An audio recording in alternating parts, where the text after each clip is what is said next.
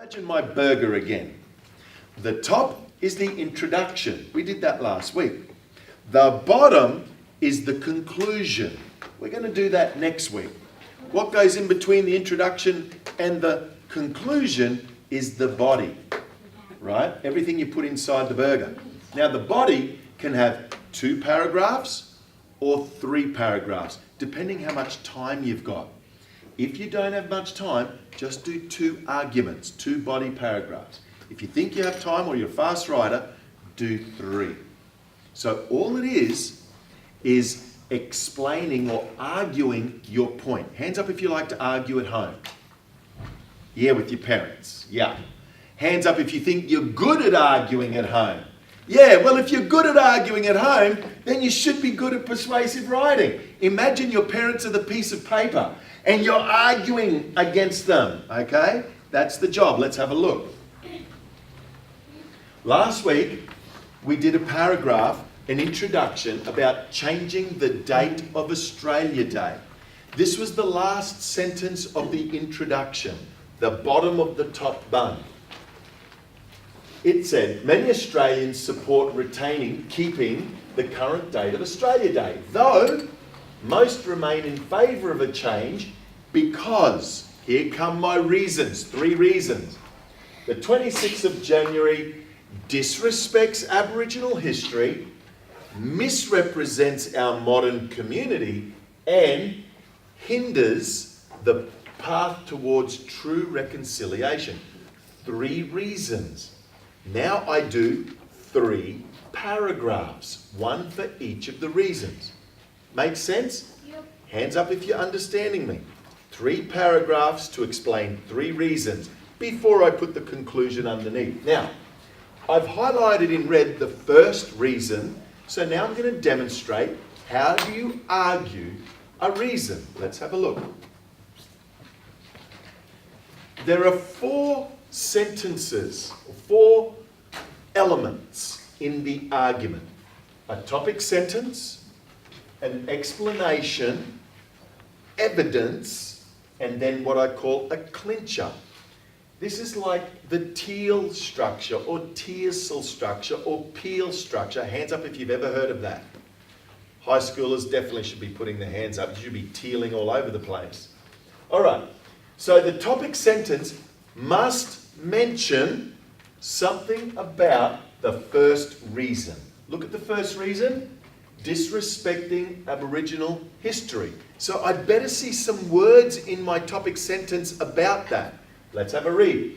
It's important to respect the history of all cultures. It's a good topic sentence because it tells the reader what we're going to talk about, that we need to respect all cultures. Now, explain, what do you mean by that? What did you just say? What do you mean about respect? Well, let's have a look. Australia is a rich nation of many people groups, right? There's lots of different kinds of people in Australia from all over the world. Hands up if your family's from somewhere else in the world. Yep, all of us. And every single one deserves their heritage respected. So your heritage, where you've come from, needs to be respected. So we're saying the Aboriginal history, their heritage, needs to be respected as well. Let's give some evidence about respecting heritage. Across Australia, so in other words, this is the prove it. This is where you're arguing.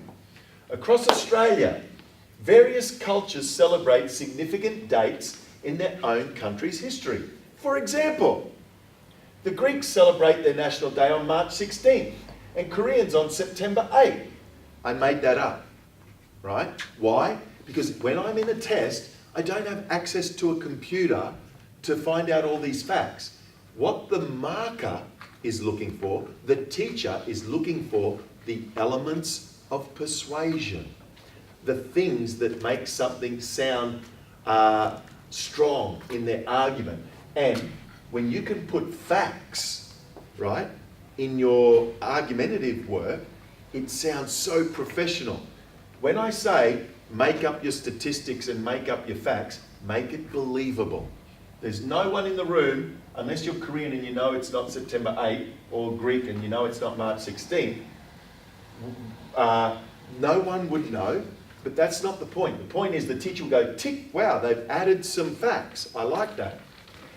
So, January 26th is not the best date for Australia Day, since this remembers, celebrates or commemorates the day the first Australians saw strange men in stranger clothes land on their shores with conquest, battle in mind.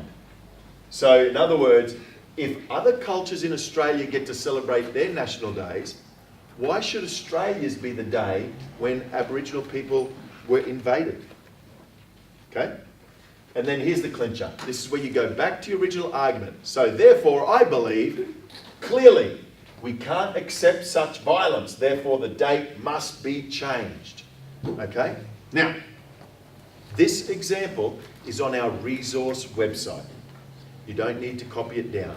My purpose right now was simply to explain it to you. So one more time, at the end of your introduction, state your reasons. And then in order, reason 1, next paragraph. Reason 2, next paragraph. Reason 3, next paragraph. And I said, if your test time is short, then don't do 3 paragraphs. It's too hard. It's actually better to do intro, 1 paragraph, conclusion. It's better to finish with less than to not finish, okay? You'll start learning how fast you can write. We expect in half an hour, in a NAPLAN session, I'll just borrow this, buddy. We expect the good writers to be able to fill almost this kind of page in 30 minutes, okay? I remember one year, my best writer, she was A+++. She wrote a paragraph because she took too long to think. They didn't pass her, they gave her a D, okay? It's important to just keep writing.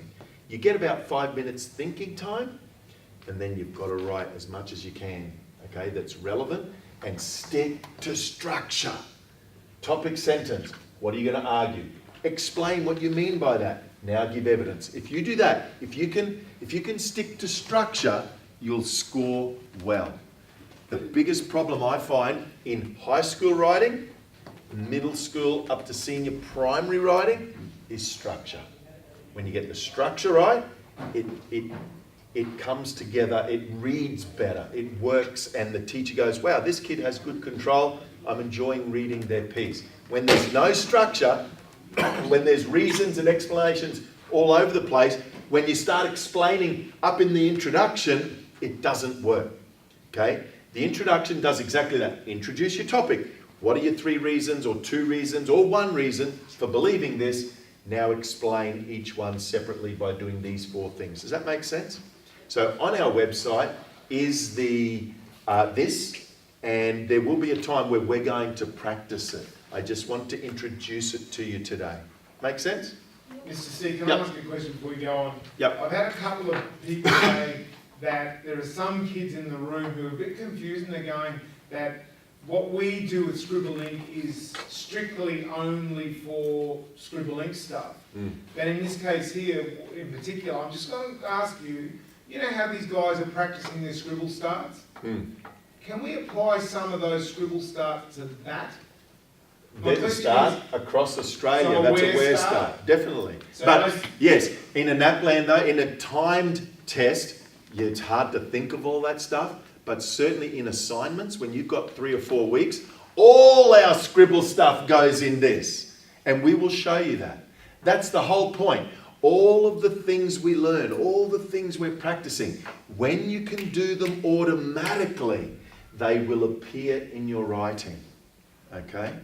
Like this introduction was all Scribble professional sentences. We did the quadruple verb, we did the triple descriptor, we did the many most. It's all Scribble Ink, and it makes it professional. We are going way above. Like I had a student this week, their parent came to me and said, oh, their teacher said that this isn't appropriate for primary school. I know, because we're teaching you professional techniques. that when you master them, they are absolutely good for primary school. But until you master them, if you make mistakes with the punctuation or mix up the quadruple verb and you put 5, I get it. Teachers will say, oh, this ends up too long. I know that. It's quadruple verb for a reason. And we say, don't put long phrases up the top for a reason. Okay? They don't work. But that takes time. It takes practice. My experience, 2 to 3 years before all this stuff sticks in. And the writing, I've got now one boy who's been with me 4 years. Okay? His writing, honestly, he was working this week on this page that we're going to do today. His writing is like it's out of a novel now. He is that good because he did this so much, this stuff, so much. He's now writing like an author. And if he wanted, one day he could write a book and sell. He's that good. And he was a B. He came as a B in year 4. Okay, so now 4 years later, he's writing easily compared to grade 11 and 12. Easily. Because he just stuck to the techniques. Absolutely, the techniques are for all of it. So can I just ask, that topic sentence of question, Yes. it's important to respect the history of all cultures. Yep. Would you start that with a why start? You could start it with anything. Because that is a why sort of question, hey? Yep. Why is it important to respect the history of all cultures? Yep. So would you actually do that, Mr. C? Well, again, I'm only thinking NAPLAN. Yeah. You don't have time to be thinking too much. It's because that's what that Anna, that girl, she did all the thinking, she wrote this much and they failed her. So I'm just saying, let's just punch out structure, right? Because a marker is not going to go, oh, they've used an is, I'm going to mark them down. A marker won't do that, right? They're looking for 10 points, the NAPLAN marker. That's separate to your teacher. If I was doing an assignment for a teacher, I would definitely do what Mr. P is suggesting. In high schools, you would definitely be looking at filling it with all our Scribble stuff, okay? 100%. Why starts, where starts. Absolutely. Everything. When you've got 4 weeks to do it, you have no excuse. You fill it with our techniques and it will be professional, okay? I'm just conscious that we have parents saying, oh, you're doing persuasive with NAPLAN coming up? And in NAPLAN, I would not ask you to start thinking all of our techniques in 30 minutes. I would be pressed doing that. You guys are not ready yet, okay? Not ready. Can I ask who is actually doing NAPLAN this next term? Who's grade 3, 5, 7, 9? So Yeah, there's a lot. Quite a few, haven't we? Yep. Okay, so this is all handy to know. Yep, absolutely. Okay. So assignments, do what Mr. P said. We've got to go through it all and fix it all up. You've got weeks, but not in 30 minutes. Man, it's tough. It's tough. All right. So, sorry, Mr. Have you guys all got the Padlet information? Everyone knows the website that Mr. C set up? Yeah, remember Padlet.com, Nick 12 Scribble Resources. That's where you'll find it. Look, I'll show you. Make sure you save it somewhere because there's some awesome stuff on there. Yeah, there is. So where we've put it, there's our start words, by the way. So if you go to the page, right down the bottom, there it is there. That's that paragraph I just gave you, How okay? do you insert the macro? No, not doing that now. Alrighty, let's move on to today. I need a typer. Open up your books. We're going to injected verb number 2. Look for that, please. Injected verb number 2. Should be after what we've just done. Who likes cooking a big joint of meat over charcoal? Like, and in a barbecue, like a Weber. Big roast pork, big roast lamb, roast chicken. You know what the professionals do to make it nicer, moist, juicy, tender? They actually inject it with liquid, flavoured liquid, like stock, chicken stock or beef stock. They get a big needle. Speaking of needles, grade 7s, did you get your injections? Who got injections this week? Oh, this term. Did it hurt? No, say no, say no. No, see? See, kids, don't worry about it. They all said it doesn't hurt.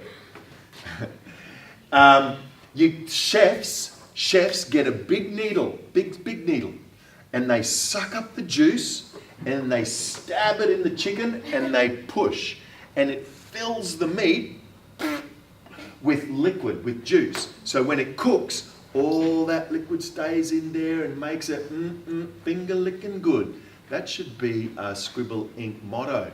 This writing course is finger licking good. Now, we're going this injected verb technique. It's not the injected chicken stock technique. It's not the injected garlic butter. Oh, who likes garlic butter on bread? Garlic bread. Who likes garlic bread?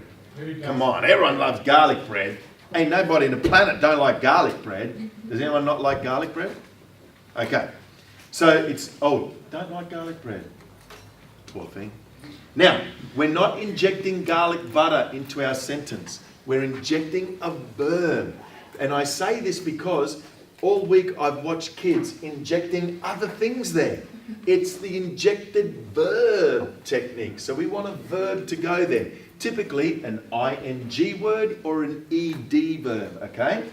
So let me demonstrate with my typist here.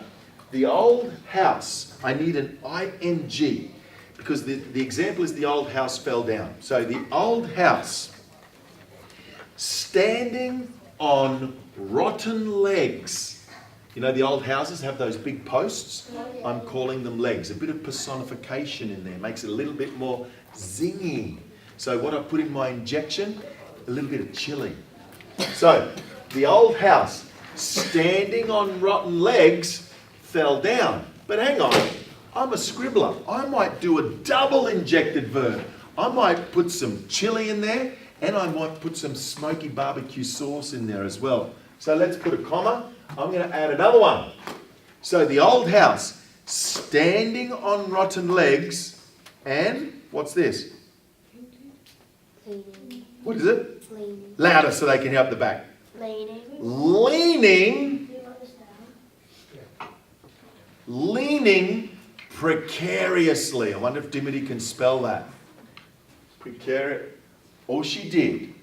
Leaning precarious. What's it leaning over? What would be a really dangerous place for a house to be leaning over?